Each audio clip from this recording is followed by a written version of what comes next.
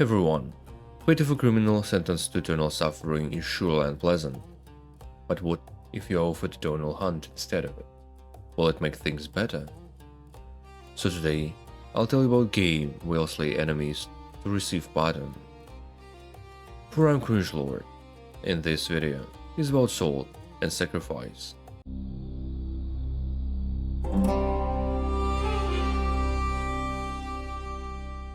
This game is all about gameplay. It takes significant part of whole playtime. In comparison to it, other parts are almost non-existent. As usual, the first thing you see in the game is character creation. Things are pretty simple. Name, customization, classes. There are 8 of them. Assassin, Cleric, Fighter, Duelist, Highblade, Paladin, Ranger and Sage.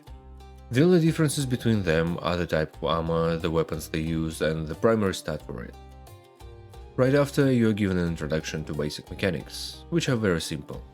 Attack, range attack, dodge and protection. The tutorial ends with the boss fight, good old Souls tradition. After that, you appear in the camp, which is quite strangely designed. To start your adventure, you'll have to go to the gates and receive code to travel to the first location. So, the adventure starts now. The whole goal is to travel around locations, chasing mage bosses.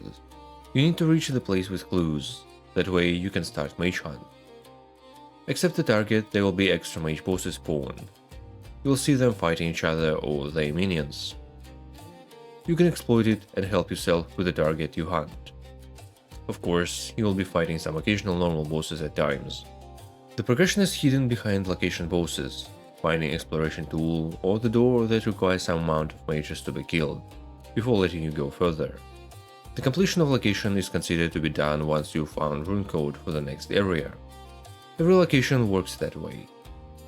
Except bosses, there will be ads.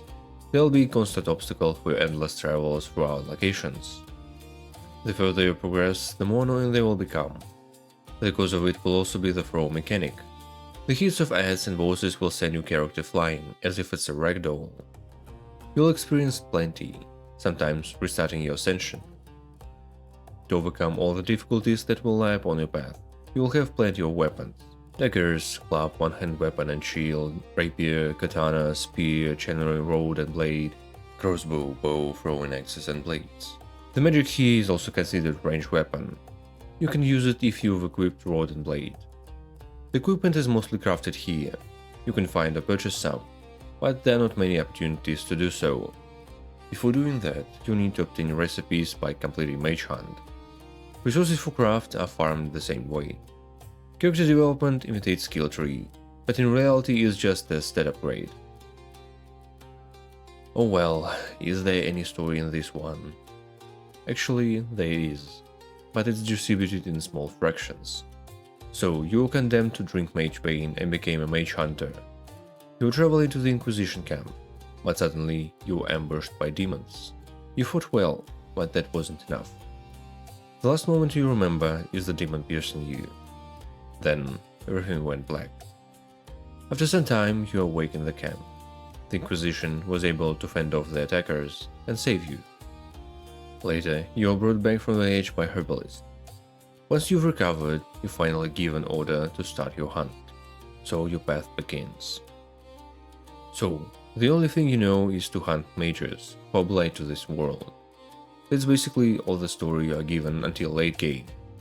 Then you are given a bit of info about mages, their source, gods and their plans. And that's it. The story is told in best tradition of Dark Souls. Try to learn it yourself or watch 2 hours video on YouTube. The means for it are short dialogues with inhabitants of the camp, defeated mages or some NPCs found in the wild. There is some lore implemented in the game through skill tree nodes and item description. That's basically it. The game has several side quests which are mostly just talk to different NPCs in different locations.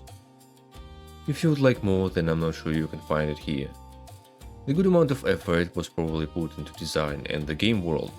The atmosphere here is quite decent. The whole game stylistic, including visuals and music, reminded me about Fear and Hunger, but it's not as green, grotesque and enigmatic. The game has plenty nice locations with decent views.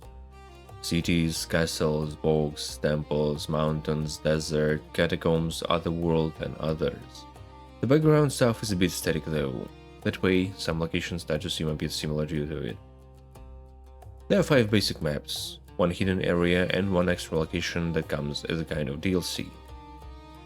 Animations are pretty nice, but there's a thing. They're quite different in style, and some of the stuff looks kinda strange. Like if you will compare some of the attacks to fire, skills, or bosses introduction, you'll notice it. Such dissonance makes it weird instead of making it smooth and impressive. It's time to talk about darker things. Game's issues. Well, I might call the game one big issue. Yeah, kind of exaggeration, but still. The first one and the biggest one are the bosses. They're not really well tested, rather bland, and dealing with them feels really mundane. The idea behind every boss fight is that it attacks a lot, giving you very few moments to attack. That way difficulty is created here. Tension as well. But it gets really tiring quite soon.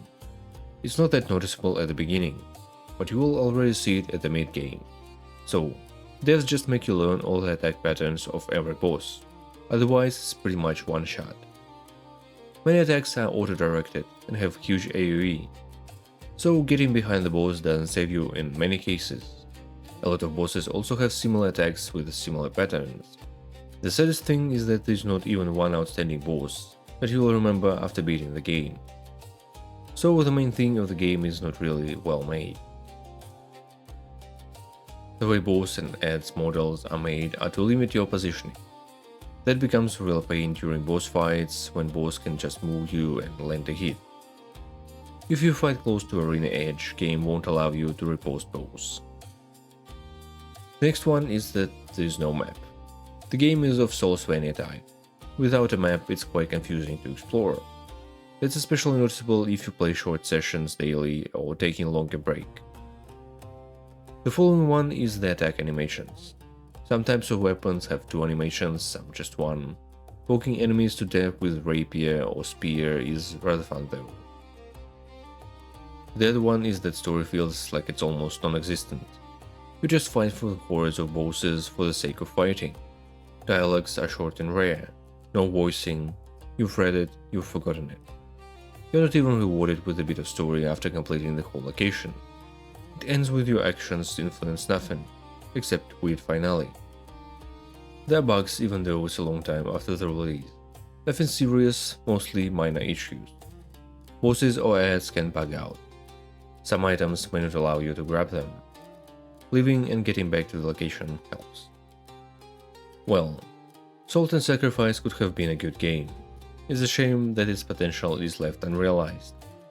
I haven't played the first part, maybe that is the reason behind some of my issues with the game, but I don't really think so. Still, I really consider Salt and Sacrifice a game with potential, but it seems to me that devs war against the clock. The game tries its hardest to resemble Dark Souls as close as possible for some reason, even in questionable aspects. The worst thing is that the game fails the main thing, battles and exploration. Salt and Sacrifice is playable and beatable, that is certain. The way whole system is modeled is to artificially extend your time spent in the game. First of all, you explore the world without map, and you are forced to travel to different sides and corners, one after another. You have forgotten which door it was, then travel back and forth. Then you start a hunt. You chase the boss, sometimes amid complete chaos, and dying cause of random. Once you finally reach the boss, you notice that they're designed the same way.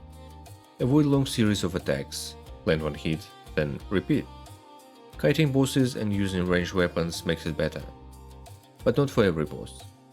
Still, not exactly exciting way of having same types of fight again and again. The only different boss is for divines. It is unique in the game. I guess if you'll play it with a friend, things might get better. The story is completely linear. There are 2 endings, the only thing that influences it isn't there.